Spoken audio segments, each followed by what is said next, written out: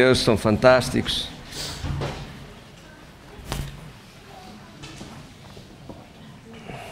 Muito bem, vamos à palavra de Deus. Vocês estão prontos? Sim ou não? Sim. Isso mesmo.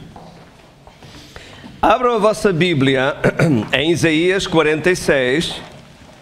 Isaías 46 é o texto base desta série, que tem como título O Seu Futuro. E hoje nós vamos falar a primeira mensagem sobre a grande tribulação.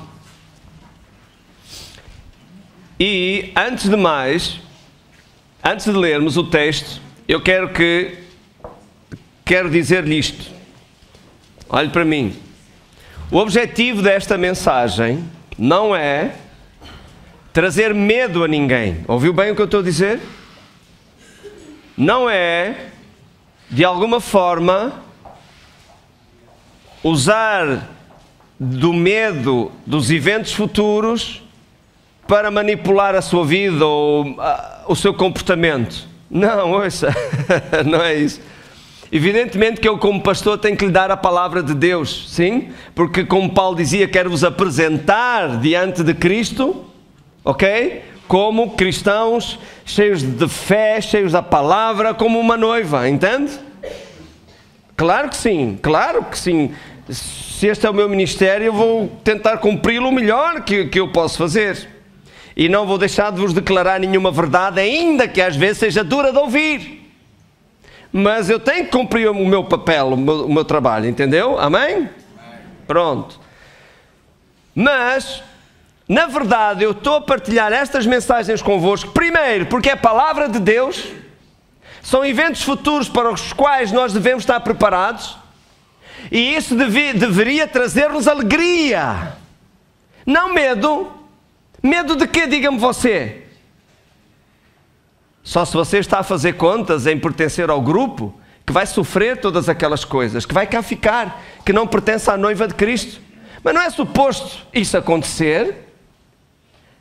É suposto você estar no grupo que, quando a trombeta soar, será arrebatado. Porque é para isso que nós aprendemos de Deus, é para isso que nós nos chegamos a Deus. Nós recebemos Jesus como nosso Senhor e Salvador. A Bíblia diz que o seu nome foi escrito no céu, os seus pecados foram perdoados. Então tem que ter medo do quê? Não deixe que o diabo ponha medo no seu coração. Uma das formas de o inimigo desviar a atenção dos crentes destes eventos futuros é precisamente utilizando o medo. Dizer, não, oi, credo, ai, não ligues a isso, não ligues a isso. Você tem que ligar a isso. Jesus disse que no final dos tempos haveriam sinais no céu. O que é um sinal?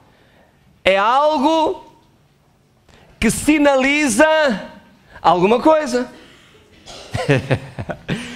E o sinal vem sempre antes do evento. Por exemplo, você vai na estrada e vê um sinal de curva perigosa à direita. Eu pergunto, o sinal está antes da curva ou depois? Está antes. Mas não está antes 1 quilómetro, pois não? Está logo antes, talvez uns 200 metros, ou está ali na iminência. Pois Jesus falou que haveriam sinais nos céus. E os sinais aparecem na iminência do evento. Correto? Eu quero vos mostrar um sinal que apareceu recentemente no céu. Quero que vocês vejam. Carla, por favor. Que não é coincidência. E tem aparecido um pouco por vários países do mundo. Ok, a gente já vê. Veja aí Isaías 46, versículo 9. Vamos ler. Lembrai-vos das coisas passadas desde a antiguidade, que eu sou Deus e não há outro Deus, não há outro semelhante a mim, que anuncio o fim desde o princípio e desde a antiguidade as coisas que ainda não sucederam, que digo, o meu conselho será firme e farei toda a minha vontade. Chamo a ave de rapina desde o Oriente e o homem do meu conselho desde terras remotas, porque assim o disse, assim acontecerá, eu o determinei e também o farei. Uma frase que eu quero chamar a vossa atenção é: anuncia o fim desde o princípio. Porque Deus anuncia o fim desde o princípio. Não é para nos admirar, com vê só o que Deus sabe. Epá, onde é que Ele estudou? Não, é para nos prepararmos. É para nos prepararmos para as coisas que estão à nossa frente. Carla, quando puder. Ok.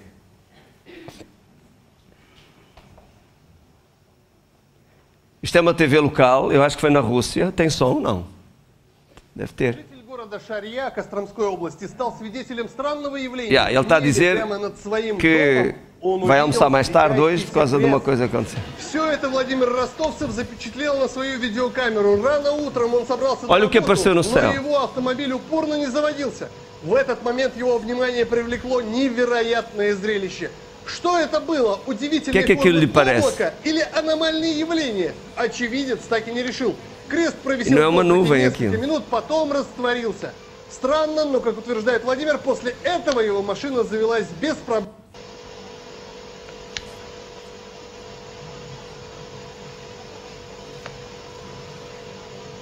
O corpo pendurado na cruz e em cima tem a placa e tudo da condenação, não é?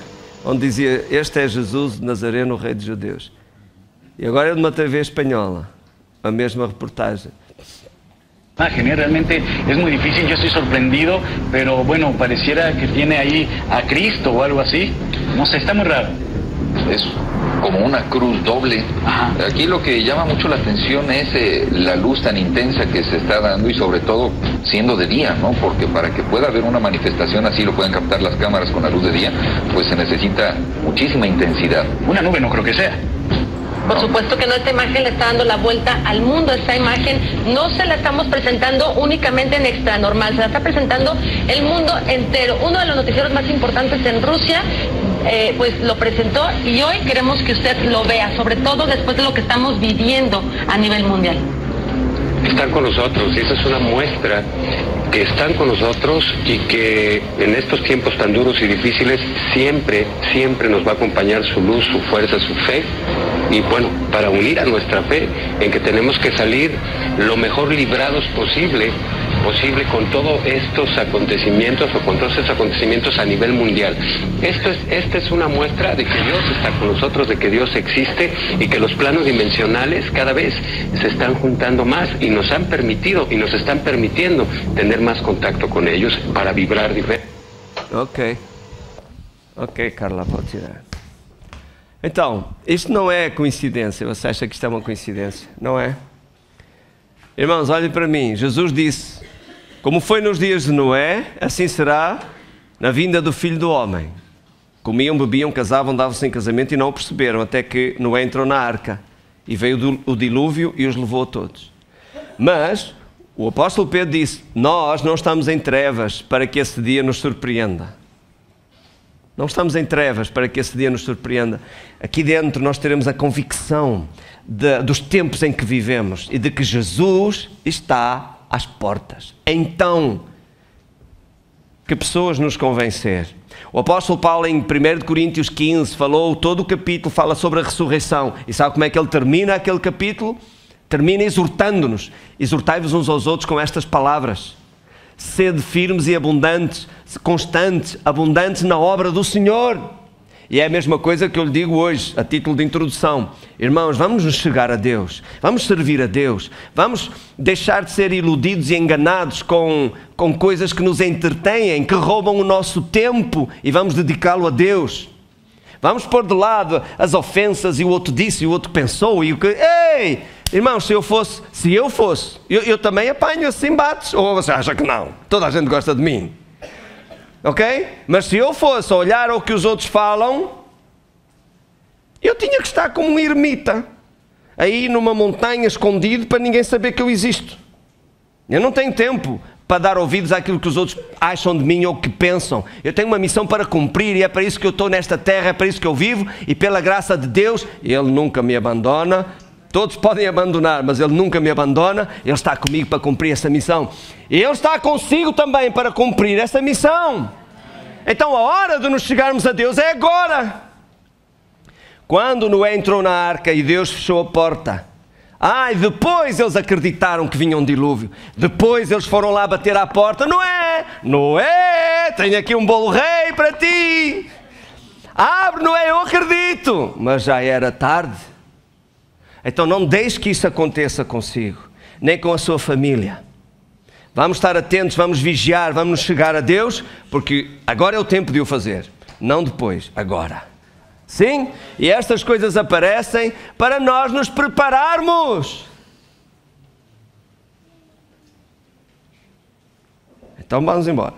Abram a Bíblia em Daniel, capítulo 9, umas páginas à frente, o livro do profeta Daniel. Capítulo 9. Nós, numa destas lições, falamos sobre a profecia que aqui está escrita, acerca das 70 semanas sobre Israel.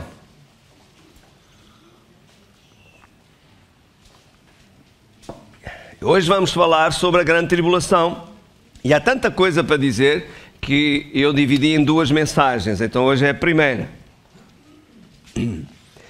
Daniel capítulo 9, versículo 23. Eu quero só fazer um repasso para lembrar a vocês o que já havia sido dito antes. O anjo do Senhor está a falar com Daniel e diz assim: no princípio das tuas súplicas saiu a ordem e eu vim para te declarar, porque és muito amado, e toma pois bem sentido na palavra e entenda a visão. Isto é o anjo do Senhor a falar com o profeta Daniel. 70 semanas estão determinadas sobre o teu povo. Então não é sobre o mundo, é sobre o povo de Daniel, isto é, o povo judeu, o povo de Israel, entendeu? E sobre a tua santa cidade, Jerusalém. Irmãos, Israel, Jerusalém, no fim destes tempos serão o eixo de todos os acontecimentos. Depois do arrebatamento da igreja, termina na terra aquilo que a Bíblia chama de a dispensação dos gentios. Entendeu? A era da igreja. Então Deus volta a sua atenção novamente para o seu povo, Israel, que sempre foi o povo de Deus. Ok? Então lá recomeça o eixo dos acontecimentos. E diz: para extinguir as transgressões, para dar fim aos pecados, expiar a iniquidade, trazer justiça eterna e selar a visão e a profecia e ungir o Santo dos Santos. Versículo 25. Sabe e entende. Agora é aqui, presta atenção. Desde a saída da ordem para restaurar e para edificar Jerusalém, até ao Messias, o príncipe, 7 semanas e 62 semanas. Ou seja, olhe para mim no instante. Desde a saída da ordem para restaurar os muros de Jerusalém. Israel estava cativeiro na Babilónia. Foram 7 semanas. 49 anos. Porque não eram 7 semanas de dias, eram 7 semanas de anos. Então, uma semana, aqui na profecia, são 7 anos e não 7 dias. Então, 7 semanas, 49 anos. Foi o tempo que levou, desde que Ciro deu ordem para reconstruírem os muros de Jerusalém, até a inauguração da cidade já totalmente reconstruída, ok? E depois 62 semanas até ao Messias. 62 semanas são 434 anos. E olha, podíamos ir no calendário judaico, poderíamos contar os dias. Sabe em que dia se cumpriu esta profecia? As 62 semanas, 434 anos, no dia em que Jesus entra em Jerusalém, montado num jumento, e é aclamado como o rei, o filho de David. Hosana, bendito aquele que vem em nome do Senhor. Continuamos.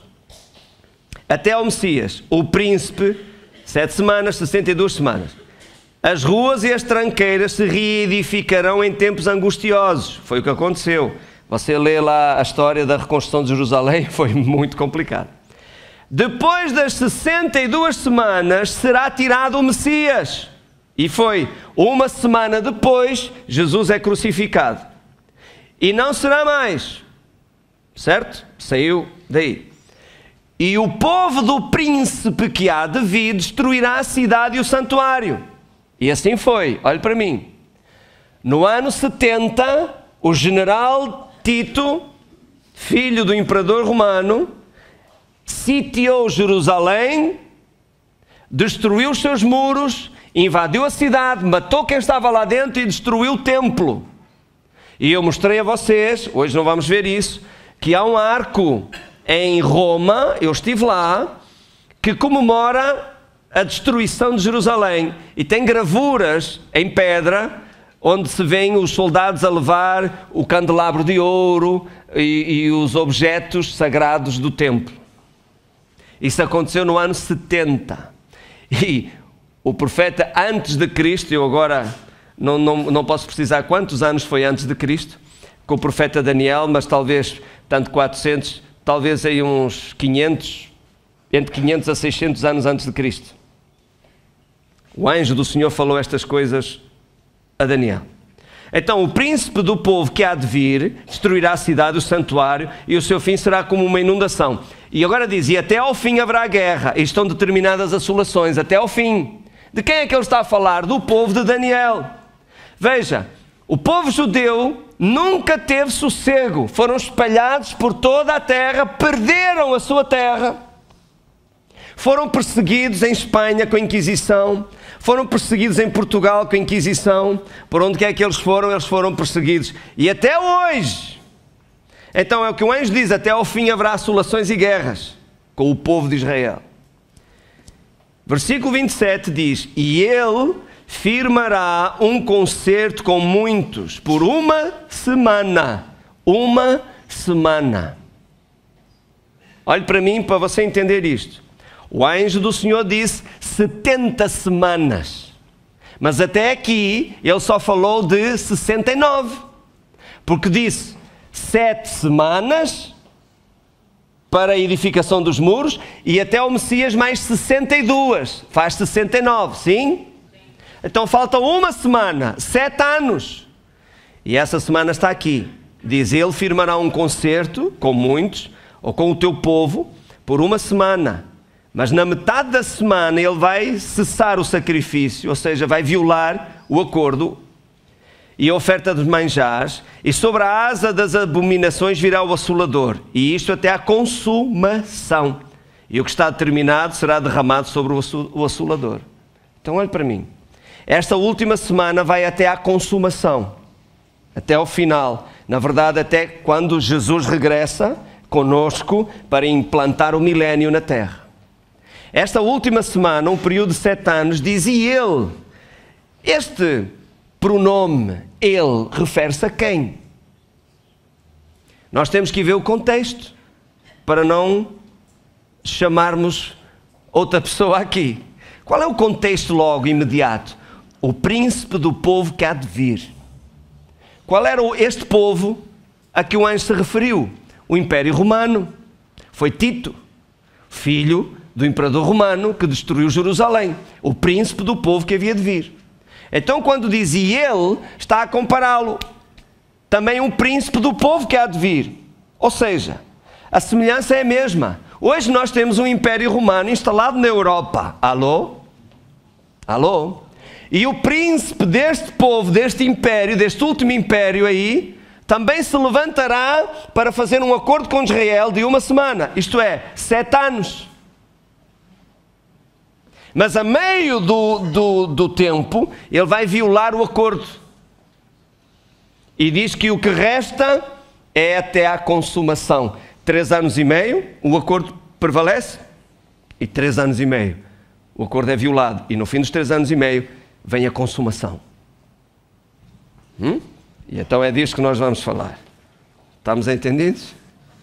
Você leva a mensagem e ouça muitas vezes, vai fazer-se luz no seu coração. Então, a grande tribulação é dentro deste período, desta última semana. Ok? Que a primeira metade vai haver paz. A igreja está fora. A igreja já foi arrebatada. Falamos disso a semana passada. Com a igreja fora da terra, O anticristo, o que é que eu disse? O anticristo tem espaço livre para se manifestar. Ele ainda não se manifestou, é o que a palavra de Deus diz, porque nós, igreja, o detemos. Ele não pode manifestar-se enquanto a igreja de Jesus Cristo estiver nesta terra. Ele não tem permissão para o fazer. Está a ver como Deus nos deu autoridade sobre toda a terra? E o diabo sabe isso muito bem. Às vezes nós é que parece que nos esquecemos. Então, quando a igreja for tomada, ok? O Espírito Santo sobe com a igreja, porque é o amigo do noivo que vai apresentar a noiva ao noivo. Vai levar a noiva ao altar, entende? Então, o anticristo manifesta-se. Aparece como um líder político que levará paz ao Médio Oriente. Por isso vai fazer o tratado com Israel. E na primeira metade vai haver paz. Vai haver prosperidade, vai haver tranquilidade para toda a gente. Então Israel vai tomá-lo como o Messias esperado. O líder que eles sempre esperaram. O líder político que exaltou Israel, que levou paz ao Médio Oriente. Mas quando o anticristo vai exigir que o tratem então como Messias, diz que ele vai entrar no templo. E aí é quando começa a grande tribulação. Diz que as escamas vão cair dos olhos do povo de Israel, porque isso é uma assolação e uma abominação que já fora dito aqui pelo profeta Daniel. Então vai fazer-se luz e eles vão ver que afinal o Messias eles mataram. E este que agora eles receberam como Messias é o anticristo, é o falso Messias. E é aí que começa a grande tribulação. Agora, o que é a grande tribulação? Antes de mais, eu quero que vocês vejam 1 Tessalonicenses 5, e nós vamos projetar para pouparmos aqui mais algum tempo. 1 Tessalonicenses 5:3 diz assim: pois quando estiverem dizendo paz e segurança, a ver? Então lhes sobrevirá repentina destruição, e como as dores de parto àquela que está grávida, e de modo nenhum escaparão. Quando disserem paz e segurança, é esta primeira parte, 3 anos e meio, em que haverá o acordo, e haverá paz e segurança, acaba o terrorismo, há paz e tranquilidade, mas de repente, quando ele viola o pacto, sobrevirá a repentina destruição. É quando começa a grande tribulação. Veja Apocalipse 16 também, nós projetamos, Apocalipse 16, o que é a grande tribulação? Está aqui, olha aqui. E eu vi, vinda do santuário, uma grande voz que dizia aos 7 anjos: ide e derramai sobre a terra as 7 taças da ira de Deus. A grande tribulação é o derramar da ira de Deus sobre os filhos da desobediência que cá ficaram. Nós já não estamos mais cá, nós fomos tomados. Veja aí também, nós projetamos aqui, 1 Tessalonicenses 5:9. Olha o que diz: porque Deus não nos destinou para a ira, está a ver? Mas para alcançarmos a salvação por nosso Senhor Jesus Cristo. Deus não nos reservou para a ira. Quando Ele derramar a sua ira sobre os filhos da desobediência, nós já não estamos cá. Há 3 anos e meio que já subimos. Glória a Deus. Por isso você não precisa ter medo. Chegue-se a Deus. Sirva a Deus de todo o seu coração. E o medo não vai ter lugar no seu coração. Hein? Vamos projetar Romanos 5:9 também. Olha o que diz, só para reforçar. Logo, muito mais, sendo agora justificados pelo seu sangue, seremos por ele salvos do quê? Da ira. Então nós não vamos estar lá. Nós seremos salvos, fomos salvos da ira. Glória a Deus. Deus não planeou a grande tribulação para a sua noiva, para o seu povo. Posso ouvir um amém? Amém. Então, há 3 classes de eventos durante a grande tribulação. Se você ler Apocalipse, você vai ver isto. Os 7 selos, diga comigo, 7 selos. As 7 trombetas e as 7 taças. Ok. O livro do Apocalipse está descrito numa linguagem figurada, ok?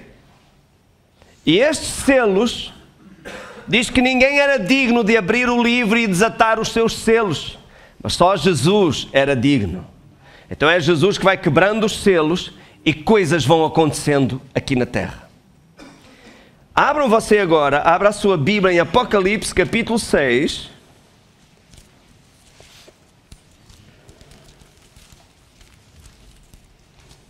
E eu quero avisá-los de uma coisa. Nestes últimos tempos, o diabo fará de tudo para impedir que as pessoas se cheguem a Deus. E você não pense que ele se esqueceu de si.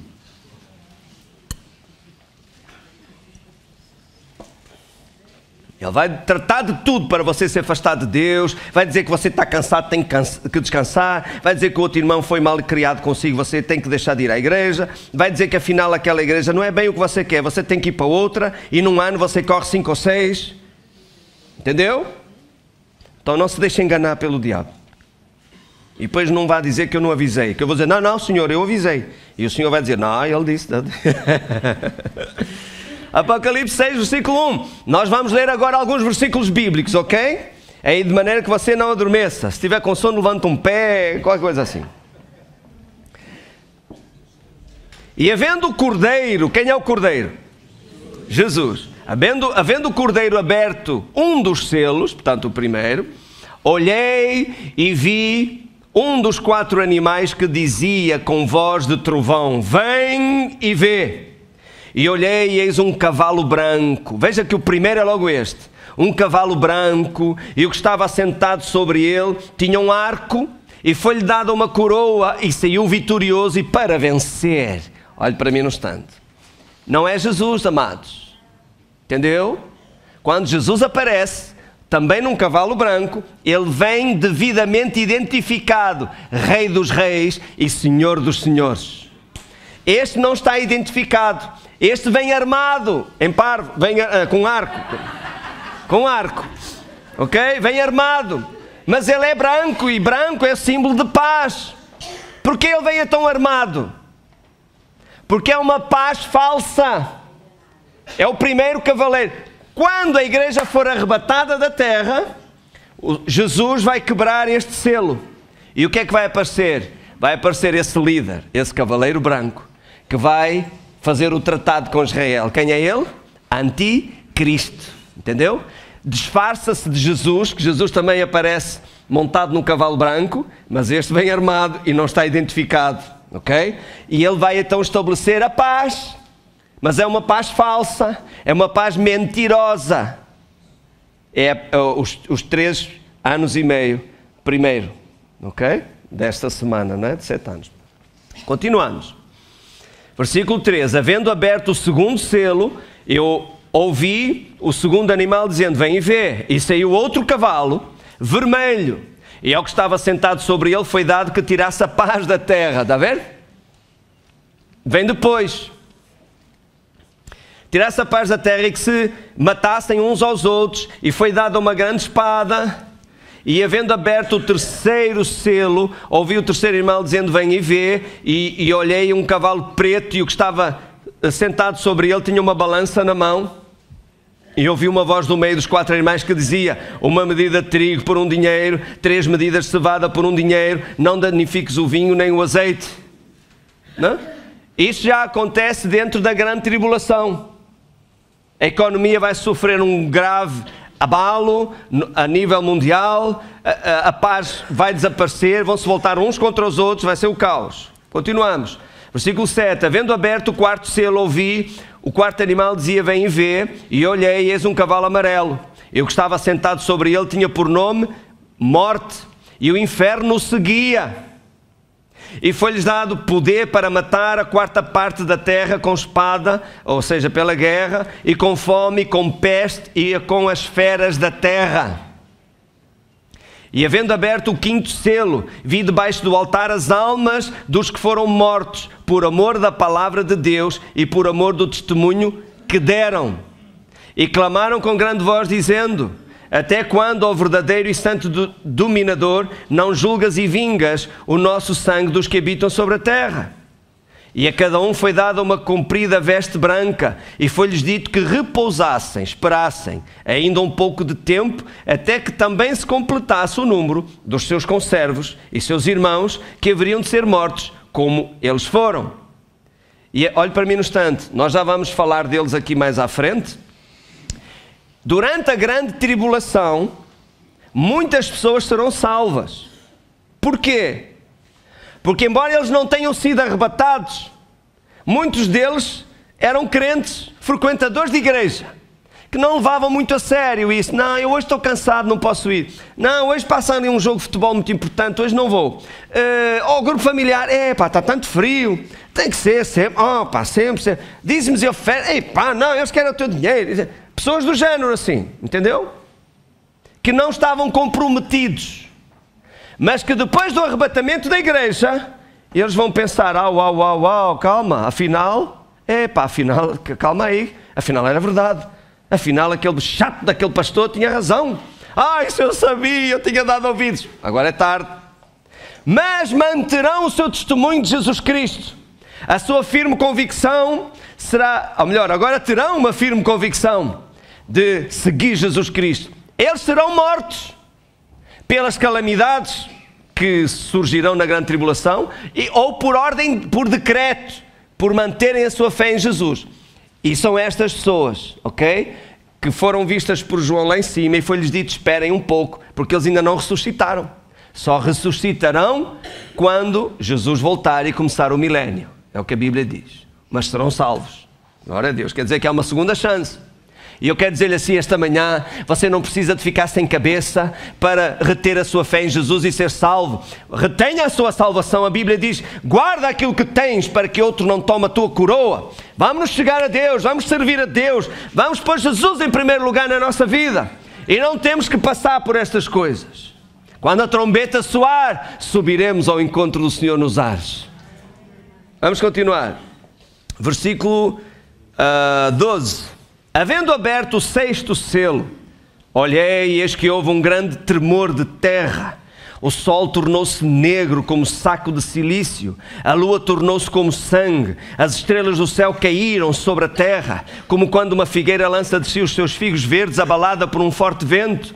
O céu retirou-se como um livro que se enrola, todos os montes e ilhas foram removidos do seu lugar. Os reis da terra e os grandes e os ricos e os tribunos e os poderosos e todo o servo e todo o livre se esconderam nas cavernas e nas rochas das montanhas e diziam aos montes e aos rochedos, caí sobre nós e escondei-nos do rosto daquele que está sentado sobre o trono e da ira do Cordeiro, porque é vindo o grande dia da sua ira e quem poderá subsistir? Este é o começo da grande tribulação. Imagine esse terremoto, hein? Que até os montes vão ser... Você imagina, faz um monte de farinha na sua peneira, não é? Fica um monte, não fica? Mas quando você abana, faz um terremoto na peneira, onde é que vai o monte? Desaparece todo. Imagine, vai bater a escala, né? Na escala de Richter vai bater o recorde, vai arrebentar com a escala. As ilhas desaparecem, são engolidas pelo mar. E é o início da grande tribulação. Depois, veja aí Apocalipse 7, versículo 1. Continuamos com o texto, não é? Das coisas que vão desenrolando. Isto foi só os primeiros 7 selos. Agora falta as 7 trombetas e as 7 taças. Depois destas coisas eu vi 4 anjos que estavam sobre os 4 cantos da terra, retendo os 4 ventos da terra, para que nenhum vento soprasse sobre a terra, nem sobre o mar, nem contra árvore alguma. E vi outro anjo subir da banda do sol nascente, que tinha o selo do Deus vivo, e clamou com grande voz aos 4 anjos, a quem fora dado o poder de danificar a terra e o mar, dizendo: não danifiqueis a terra, nem o mar, nem as árvores, até que hajamos assinalado nas testas os servos do nosso Deus. E ouvi o número dos assinalados, e eram 144.000 assinalados do quê? De quem? de todas as tribos dos filhos de Israel, dos judeus. Então olhe para mim no instante. Eu disse-vos, nós agora vivemos a era da igreja. Deus tirou os olhos do seu povo, por assim dizer, para nos enxertar a nós, certo? Quando nós fomos tomados, Deus volta-se para Israel, e lá é o centro dos acontecimentos.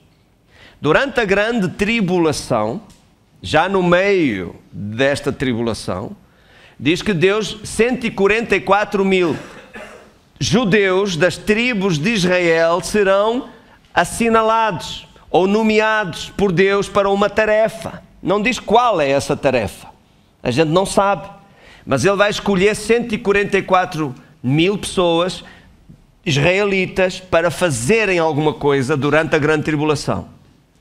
E agora veja versículo 9. Depois destas coisas, olhe para mim, as testemunhas de Jeová agarram-se dizendo que só 144 mil serão salvos. Então eles todos estão perdidos, porque esses 144 mil são judeus, são das tribos de Israel. Está mesmo a discriminar. Da tribo de Judá havia 12 mil, da tribo de Rúben 12 mil. E eles estão por acaso, quando você encontrar alguma testemunha de Jeová, pergunta, olha, por acaso, você é judeu? Não, você é da tribo de Judá, da tribo... Não. Então você está perdido, homem.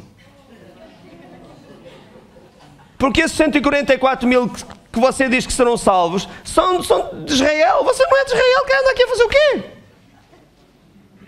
Ou então pergunte-lhe, qual é o seu número? Porque eu saiba, no mundo inteiro, há mais de 144 mil testemunhas de Jeová. Quer dizer que o 144.001 já está a mais. Entendeu? Não estou a julgar ninguém, nem a ridicularizar ninguém. Só estou a querer confrontar um pensamento com a palavra de Deus. Está errado esse pensamento. Ok, versículo 9. Depois destas coisas olhei e veja, e eis aqui uma multidão a qual ninguém podia contar, aleluia. Sabe quem é esta multidão? Somos nós, glória a Deus. E diz, a qual ninguém podia contar, de todas as nações e tribos e povos e línguas que estavam diante do trono, perante o Cordeiro, trajando vestes brancas, com palmas nas suas mãos, e estávamos a louvar a Deus e a dizer coisas fantásticas. E depois diz, versículo 13, olha para mim. Aqui na terra é a grande tribulação. Mas aqueles que subiram com Jesus Cristo. Veja, este evento dos 144 mil estão na terra. Ok? Mas depois João diz, depois disto, eu olhei e ok, aqui no céu, uma multidão que ninguém pode contar, de todas as tribos, línguas, nacionalidades, toda a gente. Quem é essa gente? É a igreja que subiu. Amém? É a igreja que subiu. Versículo 13. Um dos anciãos me falou dizendo, estes que estão vestidos de vestes brancas, quem são e de onde vieram? E eu disse-lhe, Senhor, tu sabes. E ele disse-me, estes são aqueles que vieram de grande tribulação, lavaram as suas vestes e as branquearam no sangue do Cordeiro. Olhe para mim. Além desta grande multidão que está lá, que é a igreja que subiu, estão também as pessoas que durante a grande tribulação, e que já lemos nos versículos antes, chegam lá acima também, ao céu. Ok? Que são os que vão, repito, da grande tribulação, que acabaram por dar a sua vida pelo testemunho de Jesus Cristo, para reter a fé que antes não tinham convicção dela. Lá iam, às vezes vou, outras vezes não vou, deixa lá andar.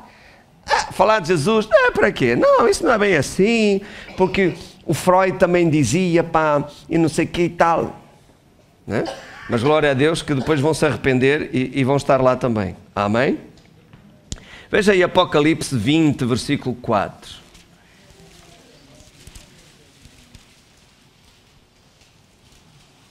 Sara. Apocalipse 20, versículo 4.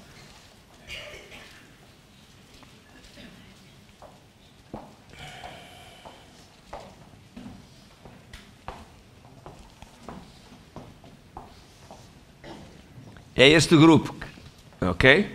Diz assim: e vi tronos, e assentaram-se sobre eles aqueles a quem foi dado o poder de julgar. Olhe para mim.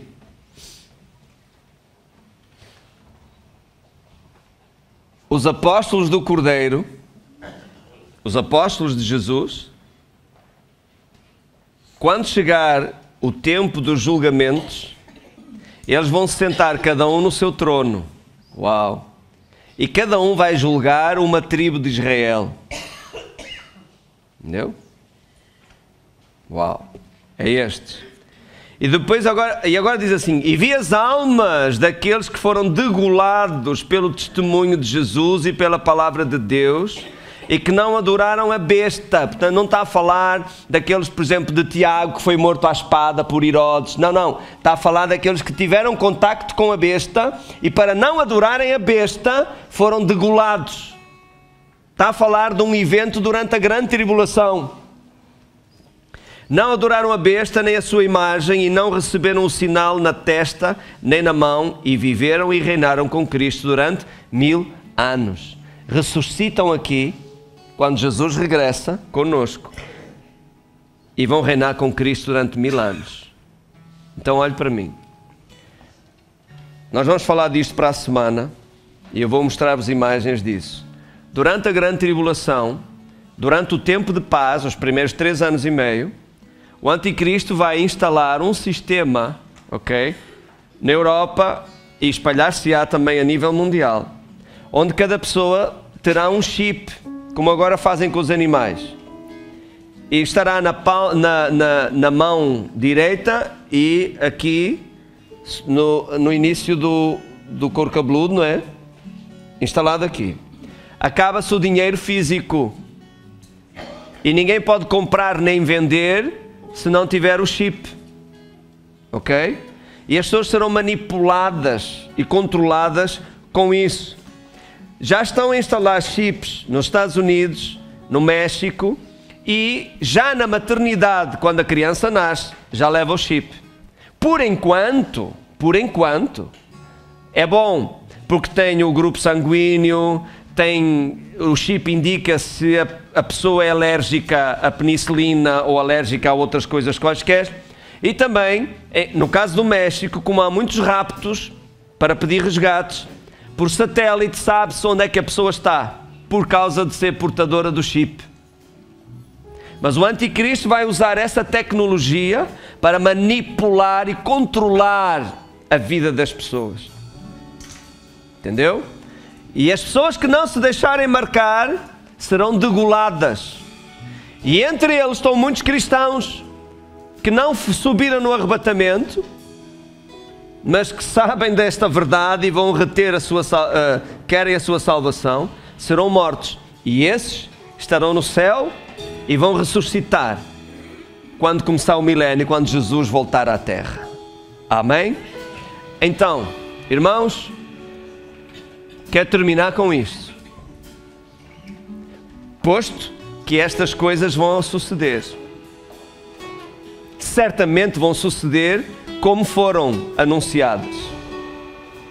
E como o que foi anunciado no passado mais remoto já aconteceu, certamente estas acontecerão também. E a questão que se põe é sempre esta: não é, ai que medo, isso não vai resolver nada, nem vai impedir os eventos de acontecerem. Você não tem que ter medo de nada, tem que estar contente. A trombeta vai soar, nós vamos daqui para fora, nem sequer vamos estar a ver o que acontece na terra.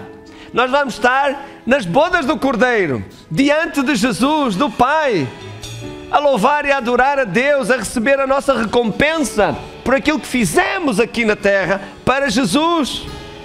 Uau, vai ser uma alegria indescritível. É nisso que você tem que pensar. Não faça planos para ficar na terra. Faça planos para subir quando a trombeta soar.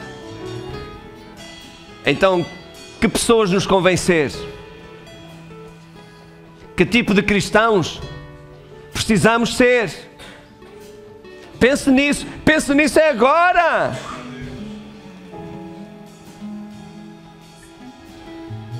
Eu tenho algumas ideias, umas dicas. Vamos orar. Vamos chegar-nos a Deus. Tire da sua vida, ouça bem, tire da sua vida o que o impede de correr para o alvo. O apóstolo Paulo disse: muitos correm no estádio, mas só um leva o prémio. Correi de tal maneira que o alcanceis, deixando todo o embaraço. Tire da sua vida, tire dos seus hábitos aquilo que o impede de correr e de fazer de si uma pessoa mais parecida com Jesus. Vamos nos chegar a Deus. Vamos servir a Deus. Não somos cristãos só de aquecer cadeira e que ouve e depois não faz nada com aquilo que ouve. Irmão, imagina assim. Por exemplo, a Sónia é uma excelente cozinheira. Ok? Imagina o que é. A Sónia, Deus pôs no coração dela fazer a comida para mim. Então durante a semana eu como a comida que ela faz. Glória a Deus por isso. Obrigada, Sónia. É Deus a cuidar de mim, não é? Não tem ninguém para cozinhar para mim.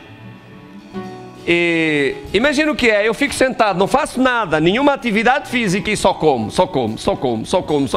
Não vai tardar muito, eu já nem me levantar consigo. É o que acontece com aqueles cristãos que só comem. E pior ainda, é quando a comida é boa, você engorda mais depressa. E come e não faz nada. Ouça, um cristão assim não sobe depois, está muito pesado. Estou a brincar. Nós temos de fazer alguma coisa com aquilo que ouvimos. Enquanto aqui estamos, temos uma missão. Falar de Jesus aos outros. Falar do amor de Deus às outras pessoas. Faça isso. Vamos andar em amor. Não andar a falar mal uns dos outros, nem com falta de perdão, porque há de mas pagar, aqui tu, cá se fazem, cá se pagam. Fuja disso. O diabo até pode dizer que você tem razão, mas a razão não leva a lado nenhum. Perdoe. Abençoe. E siga em frente. E quando a trombeta soar, oh glória a Deus, esteja você onde estiver, pode estar a dormir, pode estar a tomar banho, ok? Você será tomado. Ai pastor, eu vou assim. Não, num abrir e fechar de olhos você vai receber uma veste eterna. E quando você subir, glória a Deus, você já vai vestido com aquela veste de linho fino e puro, glória a Deus. Vamos dar para a obra de Deus. Irmãos, para nós podermos ir mais longe, alcançar mais pessoas, fazer campanhas de evangelização, folhetos, CDs, livros, para alcançar mais pessoas, nós precisamos, evidentemente, de pagar essas coisas. Não é o mundo que vai financiar o Evangelho, não. São aqueles que amam a Deus, são aqueles que ouvem o Evangelho. Então, vamos dar para a obra de Deus. E Deus nos vai abençoar ainda mais para podermos fazê-lo. Então vamos fazer tudo o que está ao nosso alcance. Porque o tempo é agora. O tempo de fazer é agora. Amém? Vamos ficar de pé. Glória a Deus, diga comigo, Senhor Jesus, eu te dou graças pela tua palavra que entrou em meu coração, está a mudar a minha vida. Eu confesso, a minha vida nunca mais será a mesma. Amém. Glória a Deus. Vamos louvar.